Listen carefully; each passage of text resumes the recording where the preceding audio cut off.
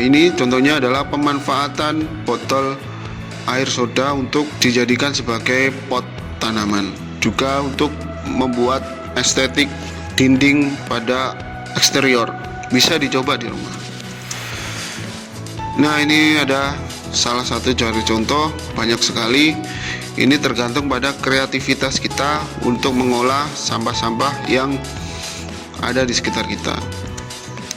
Yang fenomenal lebih lagi adalah rumah pribadi karya arsitek terkenal Ridwan Kamil yang sekaligus Gubernur Jawa Barat, yang memanfaatkan 30.000 botol kaca untuk elemen estetis di rumahnya. Silahkan dicek atau digali tentang rumah beliau di Bandung.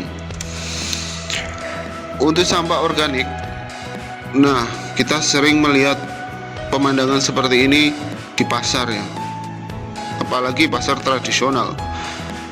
Hal seperti ini akan menjadi pemandangan yang biasa saja. Teknologi yang paling sederhana untuk mengolah sampah organik yaitu dengan cara pengomposan. Tetapi ketika kita sudah mendapatkan sentuhan teknologi, pengomposan itu dipercepat dengan proses temperatur, dengan kelembapan, dengan nutrisi, dengan oksigen, pencampuran bakteri, enzim, dan lain sebagainya, sehingga sampah-sampah yang organik yang menumpuk tersebut bisa lebih cepat terurai dan menjadi barang yang lebih berguna seperti pupuk.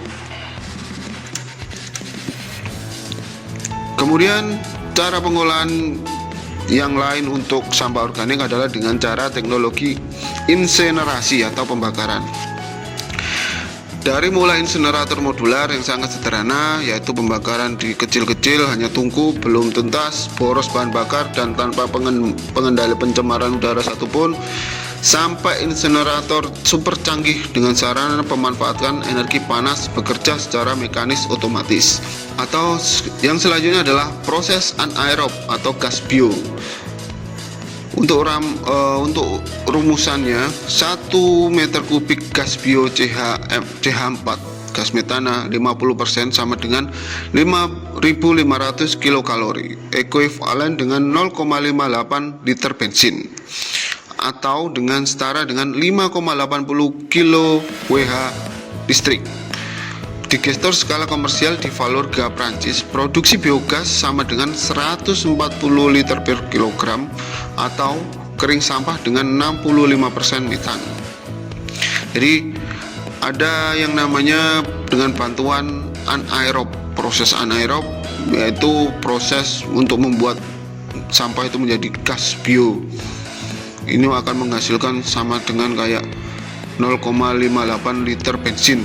Itu untuk 1 meter kubik, atau setara dengan 5,8 kilowatt hour listrik.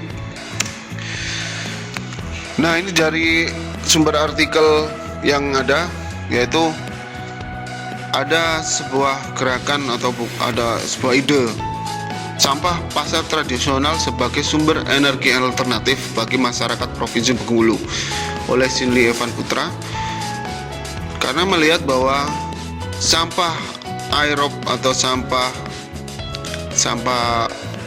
pasar tradisional yang biasanya dari sampah basah itu akan menghasilkan gas metana, dan gas metana itu bisa dimanfaatkan untuk bahan bakar, dan itu jika dimanfaatkan dengan baik maka akan menjadi sebuah energi alternatif yang baru.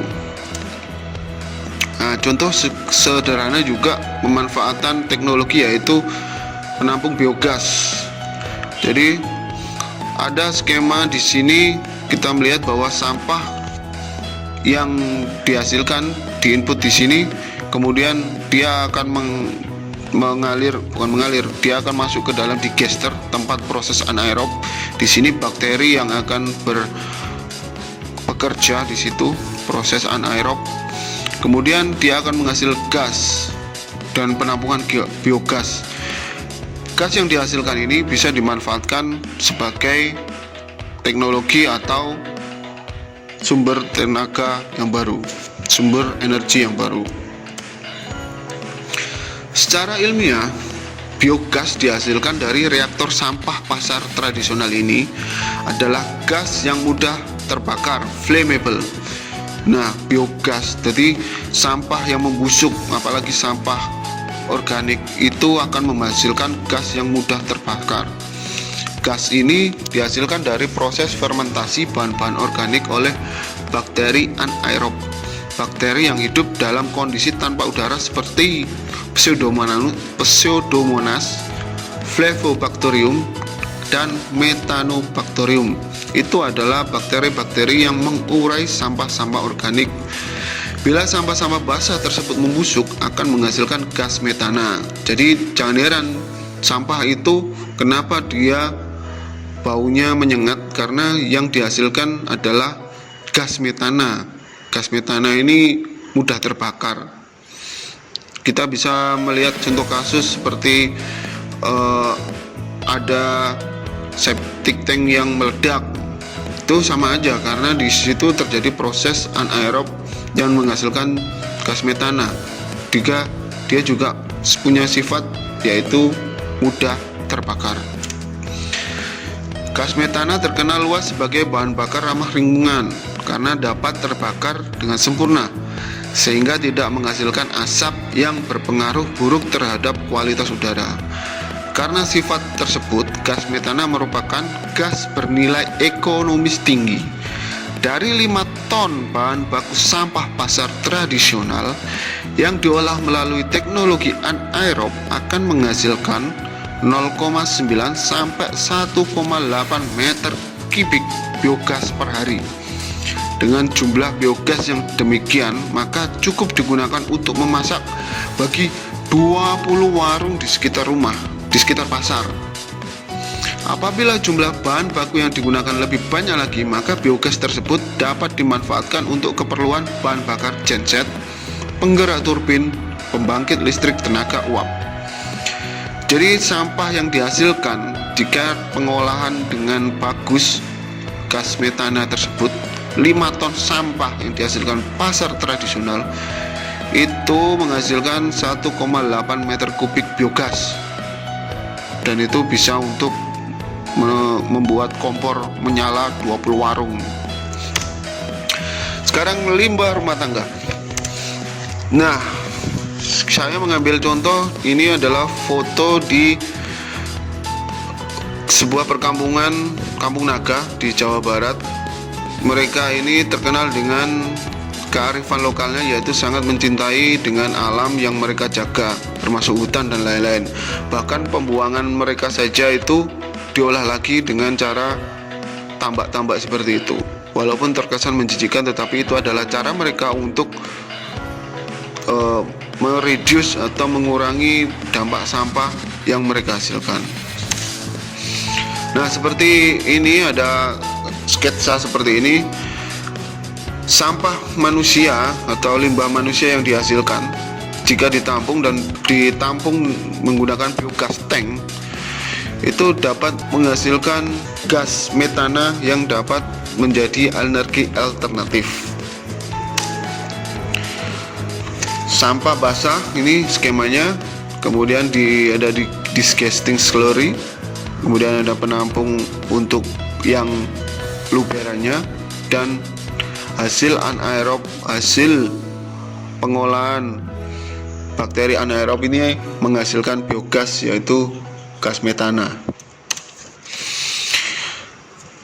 Mungkin kita akan terheran jika Indonesia ini sudah pusing dengan masalah sampah, tetapi di negara-negara di dunia ini ada negara yang kekurangan sampah.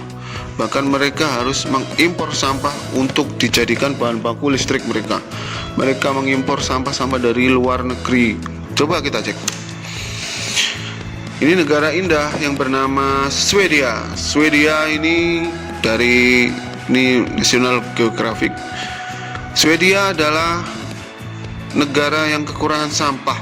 Kalau misalnya Swedia ini tetangga Indonesia, mungkin kewalahan ya dengan sampah-sampah dari Indonesia. Dan bahkan Swedia ini sampai mengimpor sampah dari negara tetangga.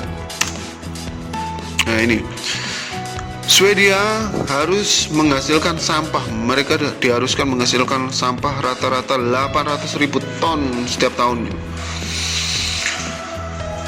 sedangkan masyarakatnya hanya menghasilkan 260 kg sampah per orang. Sebaliknya, Swedia membakar 235 kg sampah per orang, sementara Inggris hanya 9 kg. Kondisi ini membuat beberapa negara seperti Estonia, Yunani, Rumania, dan Turki berpotensi untuk bekerja sama dengan Swedia karena mereka belum mengadaptasi teknologi pembakaran sampah. Dari total sampah yang diproses, hanya menyisakan 4% saja limbah. Dengan ini, Swedia memimpin pemenuhan arah berkelanjutan Uni Eropa 2020, sekaligus pionir dalam pemanfaatan sampah untuk energi. Saat ini kapasitas mesin pembakar sampah 2 juta ton per tahun.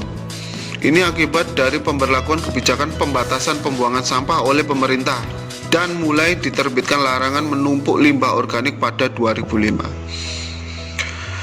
Wayne Wickfist, Kepala Asosiasi Perdagangan Manajemen Persampahan Swedia, mengatakan ada 3 keuntungan yang diperoleh Swedia dari sampah. Pertama, Swedia mendapatkan uang dari negara yang memberikan sampah mereka. Kedua, Swedia mendapatkan uang dari penjualan energi hasil pembakaran sampah. Ketiga, Swedia juga bisa menjual sisa sampah tak terbakar yang sering berupa logam. Ternyata Swedia ini adalah pengepul rosokan di Eropa. Singkatnya gitu, sederhananya. Jadi negara-negara sekitar itu dia itu ngasih sampah dan ngasih uang ke Swedia untuk sampah-sampah mereka. Kemudian oleh Swedia sampah itu dijadikan energi untuk listrik. Dan ketiga, sampah yang bisa didaur ulang itu mereka jual lagi. Seperti itu pinternya Swedia. Sebenarnya kita berpotensi seperti itu. Ada lagi yaitu Denmark. Denmark ini juga pengimpor sampah dari Inggris. Menurut Badan Perlindungan Lingkungan Denmark, pada tahun 2013 Denmark mengimpor 200.000 ton sampah dari Inggris dan limbah berupa kayu, papan, dan plastik. Ini sebagian besar berasal dari tempat pembangunan di kota Manchester. Nah, sekian kita belajar tentang sampah anaerob maupun aerob. Dan pesan saya, bapak-bapak yang membawa gerobak sampah ini jangan disebut tukang sampah, karena sebenarnya mereka adalah tukang bersih. Karena tukang sampah itu adalah orang yang membuang sampah sembarangan. Itu sebenarnya tukang sampah. Terima kasih. Assalamualaikum warahmatullahi wabarakatuh.